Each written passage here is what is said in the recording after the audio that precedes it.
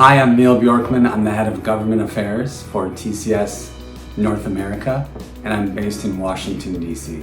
So I was born in Woodbury, Minnesota, and I had this ideal childhood where I played 3 sports all the way through high school: basketball, football, and baseball. And I didn't really, get serious about my studies until I went to university. So it was really a time for me to look inward and also start to explore the world around me. And I majored in Spanish, ended up studying in Costa Rica and Nicaragua. It was at St. John's University where I met my wife, who is from India. So, after college I thought, look, I've majored in Spanish, but I don't really know the language yet. I should move to Guatemala and volunteer. And I volunteered for this organization called Common Hope, which is a nonprofit in Guatemala, and it helps low-income families lift themselves out of poverty.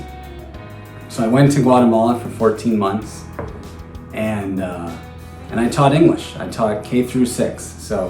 After Guatemala, I moved back to the United States, and I thought, well, I'm really into languages. I should share the language, with my girlfriend who became my wife, which is Malayalam. And I thought I should learn Malayalam now. So I moved to Kerala in southwestern India for 4 months. I stayed with my future in-laws, and they have an orphanage on their property.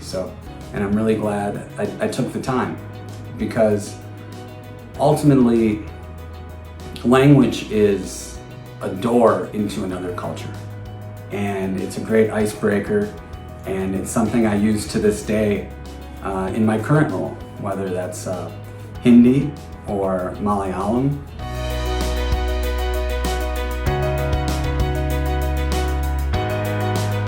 After my time in Kerala, I ended up, as I said, going to law school at the University of Wisconsin.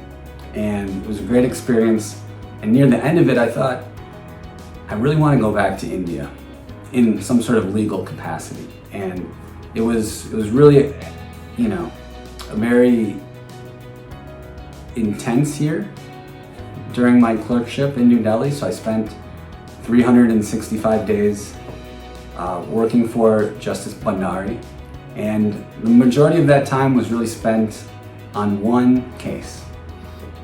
It was a constitutional case that looked at whether half of the seats in Indian universities should be reserved for the lower caste groups, OBCs, SCs, and STs.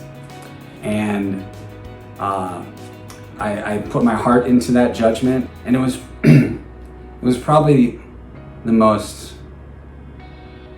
important thing I'll ever work on in a legal capacity. We moved to Washington, D.C., and I went the policy and politics route, and I'll never forget my interview in the U.S. Capitol, and I loved my time up there, and 5 years into my experience on Capitol Hill. It was a difficult decision. My first job off the Hill was with the U.S. Chamber of Commerce, and within the chamber, the U.S.-India Business Council. So that's where I first got to work with TCS. I was working on tech policy, so it was tech policy on behalf of U.S. and Indian IT companies. And I started to work with, large, big-name companies on both sides, right, U.S. and India.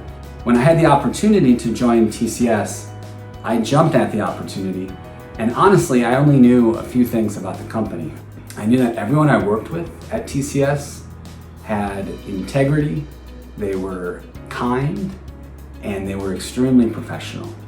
I also knew that TCS was a massive entity. And then the third thing, and this is what really attracted me to TCS, is that I saw that their STEM programs were actually making a difference for underrepresented kids here in the United States. So I started to understand the Tata values that I now appreciate today.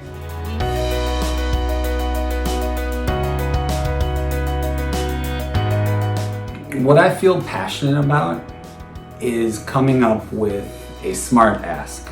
And the only problem is I have to balance that pragmatist in me and make sure that I'm also a dreamer, right? Make sure that I have big, hairy, audacious goals. And I think the beauty is every day trying to blend the two. So one of the most important things I do is to simply fly the flag. Fly the flag for TCS, fly the flag for our 38,000 employees in the United States. If you think about my role, government affairs, very few people understand what that is.